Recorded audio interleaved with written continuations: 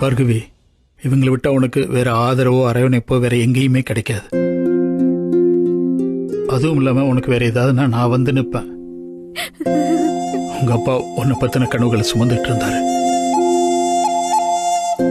இப்போ அதெல்லாம் பாதியில கலைஞ்ச மாதிரி ஆயிடுச்சு. ஆனா நீ அதை விட்டுறக்கூடாது. தொடர்ந்து ஓடிட்டே இருக்கணும்.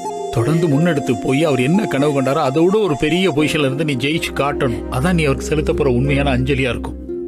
அப்பதான் அவர் ஆன்மாவும் சாந்தி அடையும். புரியுதா? தைரியமா முன்னேறணும். நீங்க தான் கொடைக்கானல்ல இருப்ப. எப்ப வேணாலும் என்ன கூப்பிட வரேன்.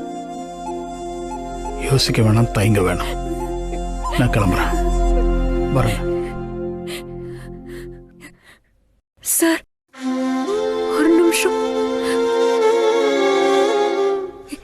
எங்க அப்பாவுக்கு ரொம்ப பிடிச்ச ஊர் சார்.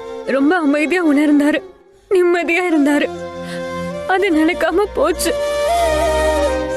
நீங்க சொன்ன மாதிரி அப்பாவோட கனவை நான் நிச்சயமா நிறைவேற்றுவேன் சார். ஆனா இங்க வேண்டாம் சார். நான் உங்க கூடவே வந்துடுறேன் சார். அப்பாக்கு பிடிச்ச இடத்துக்கு வந்து அவருக்கு பிடிச்சதையே செய்யறேன் சார். Please sir. இது பாரு, திரும்ப திரும்ப நீ உன்னை பலகீனப்படுத்திக்கிட்டே போகாத. உங்க அப்பாவோட நினைவுகள் மனசுக்குள்ள ஆழமா தான் இருக்கு, அது உண்மைதான்.